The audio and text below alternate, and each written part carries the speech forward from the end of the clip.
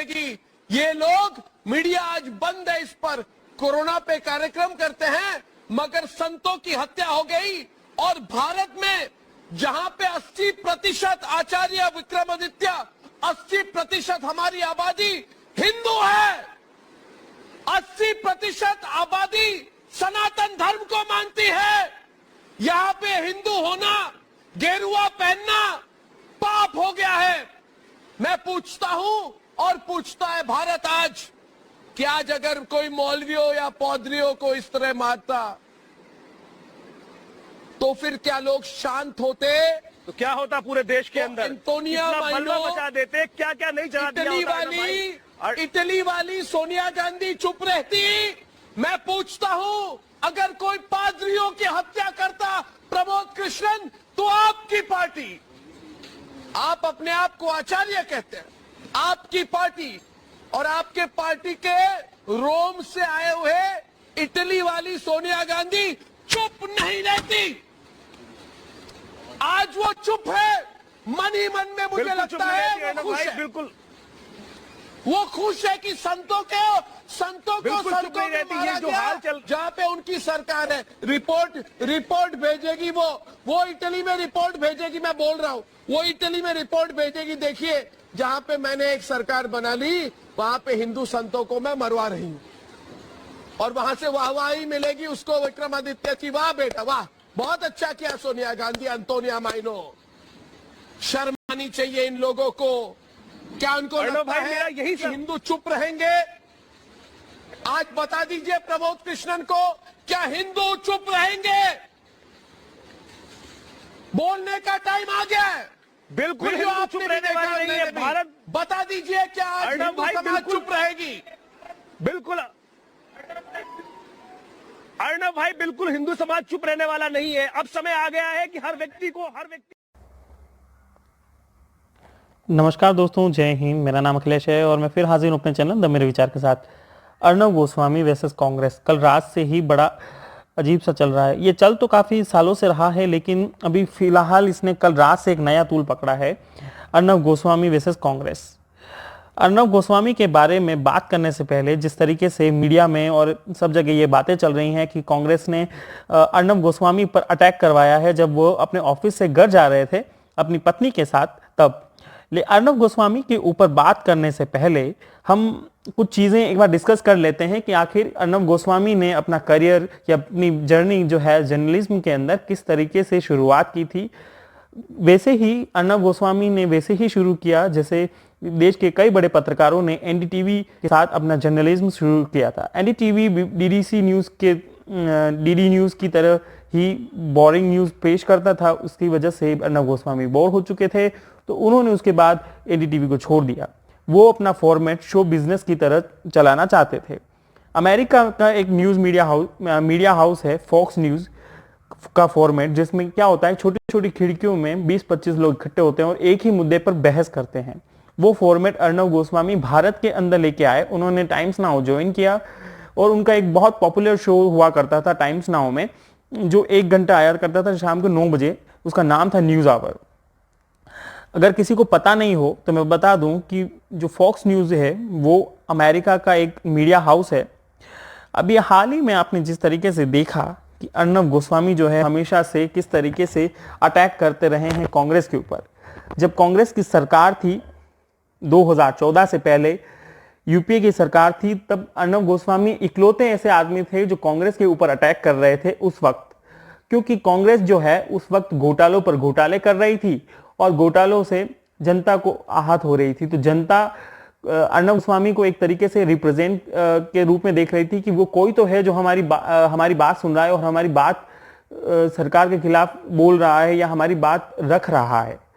उसी तौर पर अर्णव गोस्वामी ने क्या किया कि उन्होंने 2016 में टाइम्स नाउ छोड़ दिया। लेकिन माफ़ कीजिएगा, उससे पहले एक बहुत ज़रूरी बात है, वो मैं कहना भूल गया। उससे पहले मैं बताना चाहूँगा कि 2013 में राहुल गांधी ने अपना पहला टेलीविजन इंटरव्यू दिया था। अगर राहुल गांधी को डिस्ट्रॉय करने में और डेंड करने में अगर किसी का हाथ है, वो तो महत्वपूर्ण हाथ है अर्णव गोस्वामी का। क्योंकि अगर वो इंटरव्यू आप देखें 2013 का राहुल गांधी का वो इंटरव्यू, जिसमें अर्णव गोस्वामी ने राहुल गांधी की पूरे तरीके से धज्जियां उड़ा दी थी। लेकिन 2014 के बाद सरकार बदली, लेकिन अर्णव गोस्वामी वही के वही रहे। अर्णव गोस्वामी ने 2016 में टाइम्स नाउ छोड़ दिया। उसके बाद उन्होंने अपनी खुद की कंपनी शुरू की बीजेपी एमपी राजीव चंद्रशेखर के साथ, लेकिन राजीव चंद्रशेखर ने अब कंपनी के शेयर्स बेच दिए, जिसमें 82% हिस्सेदारी के साथ अर्णव गोस्वामी रिपब्लिक जो चैनल है उसके मालिक हैं एक तरीके से। तो दोस्तों अब मैं बताता हूं कि क्राइसिस क्या चल रहा है, वो पूरे वीडियो देखिए, आपको पता चल जाएगा। नमस्ते। अब से थोड़ी देर पहले, अब 1:50 है, करीब 12:15 बजे मैं अपने गाड़ी में खुद ड्राइव करके मेरे वाइफ के साथ मैं अपने स्टूडियो से अपने घर आ रहा था। और मैं जब आ रहा था तो मेरे घर से करीब 300-500 मीटर दूरी में गणपतराव कदम मार्ग पर मेरे कार को पैरेलल एक बाइक जा रही थी और उस बाइक में 2 लोग थे। वो मेरी तरफ देख रहे थे। तो थोड़ी देर आगे मैंने देखा कि उन्होंने मुझे ओवरटेक की, 1-2 बार मुझे देखकर फिर मुझे ओवरटेक की, और ओवरटेक करके उन्होंने रास्ते के बीच में रास्ते को उन्होंने अपनी बाइक बंद कर दी। तो मुझे लगा शायद उनकी गाड़ी बाइक में कोई प्रॉब्लम है, तो मैंने भी अपनी गाड़ी स्लो डाउन की और मैंने थोड़े लेफ्ट साइड से मैंने जाने की कोशिश की। तब उनमें से एक ने पॉइंट करते हुए मेरी बाइक को थोड़ा टर्न किया और मेरे बाइक को मेरे गाड़ी के बिल्कुल करीब ले आए। और उस समय मेरे वाइफ ने मेरे हेड को मेरे सर को नीचे किया, मैंने थोड़ा डक किया और तब मैंने देखा कि उनमें से एक ने बहुत बार मेरे गाड़ी की राइट हैंड साइड सामने की खिड़की को तोड़ने की कोशिश की और उसको बहुत मार रहे थे गाड़ी को, और एक गाली दे रहे थे और एक मार रहे थे। दोनों मारना शुरू किया कि शीशा टूटे, क्योंकि मेरी खिड़की जो थी बंद थी, इसलिए वो तोड़ नहीं पाए। और उसके बाद जब मैंने एक्सीलरेटर पे अपने पाँव को रखा और थोड़ा और आगे मूव करने की कोशिश की ताकि उनको अवॉइड करते हुए मैं आगे जाऊं, तब उन्होंने अपने हाथ से या अपना कोई बैग वैग था वहां से कोई बोतल निकाल के पूरे गाड़ी पे कोई लिक्विड उन्होंने फेंकना शुरू कर दिया। तो मुझे पता नहीं था कि क्या है, ये तेजाब है कि क्या है कि इंक है। तो मैंने सिर्फ अपने गाड़ी के पेडल पर एक्सीलरेटर पर जोर से दबा के मैंने लेफ्ट से टर्न करके मैं आगे निकला। जब मैं आगे निकला, और मैं ये फिर से बता दूं कि मेरी गाड़ी की खिड़की को तोड़ने की कोशिश की गई 3-4 बार। उन्होंने करीब 1 मिनट तक वो गाड़ी के खिड़की को मारते रहे, मगर कोई उसमें इम्पैक्ट नहीं हुआ। और थोड़ी मैंने दूरी पे जब मैं आगे बाइक को छोड़ के मैं जब आगे निकला तो मैंने पीछे देखा कि मेरे जो सिक्योरिटी थे उन्होंने उनको रोका है। तो मैं घर पहुंचा, जल्दी से मैं घर पहुंचा, राइट टर्न करके मैं घर पहुंचा। और जब मैंने घर में पार्किंग की, मैंने गाड़ी से निकला, तो थोड़ी 3-4-5 मिनट के अंदर मेरे सिक्योरिटी जो गार्ड्स थे वो वहाँ पे आए। तो मैंने पूछा कि आपको क्या पता चला और वो कौन थे। उसके पहले मेरे खुद के जो सिक्योरिटी गार्ड है वो भी आए और उन्होंने बोला कि नहीं, उनको पकड़ा है और वो कांग्रेस के हैं। और फिर जब वो सिक्योरिटी गार्ड्स मेरे आए तो उन्होंने बोला कि उनको पकड़ा है, उनको पुलिस स्टेशन ले जा रहे हैं क्वेश्चनिंग के लिए, और उन्होंने बोला कि वो यूथ कांग्रेस के हैं, यूथ कांग्रेस के हैं जिनको मुझे सबक सिखाने के लिए उनको भेजा गया था।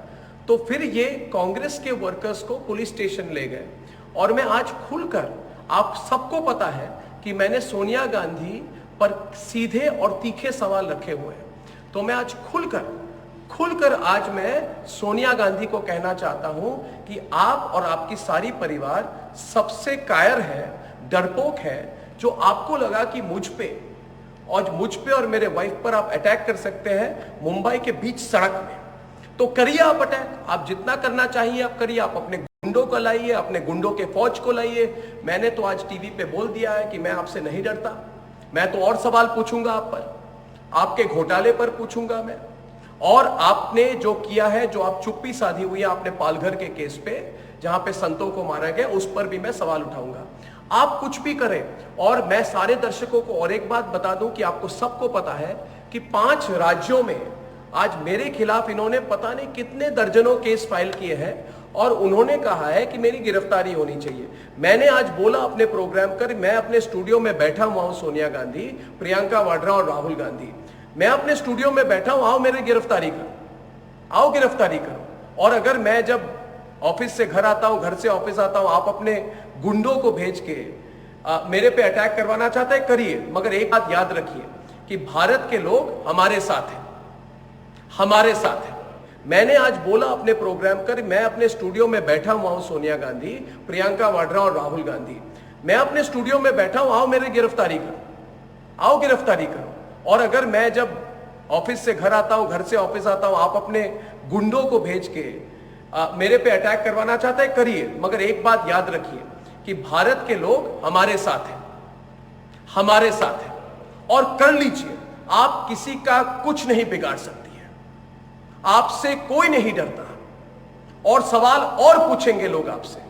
आज आपने मेरे पर अटैक की है, ठीक है, आप विफल हो गई, करेंगे ट्राई फिर से। और मैं फिर से कहना चाहता हूं, अगर मेरे पे कोई अटैक हो, उसके लिए सिर्फ एक व्यक्ति और एक परिवार जिम्मेदार है, वो है वाड्रा परिवार और सोनिया गांधी। उनको पता है कि पिछले 10 सालों से मैंने सवाल उठाए हैं और वो मेरी आवाज को दबा नहीं पाए। तो करिए, आपकी सरकार है, आपके गुंडे हैं, आपकी फौज है, करिए मुझ पर अटैक। मगर फिर भी कहूंगा, सोनिया गांधी, थोड़ा सोच लीजिए। आप, भारत के लोग आपके खिलाफ है, आपका पर्दाफाश हो गया है। आज आपने मेरे पे अटैक की है, अपने गुंडों को भेजा है, और सारे भारत के लोग जान लें कि रिपब्लिक भारत, रिपब्लिक नेटवर्क ना डरेगा और ना केयर करेगा। ये हजारों बार मुझ पे अटैक कर ले, देश की जनता हमारे साथ है। धन्यवाद।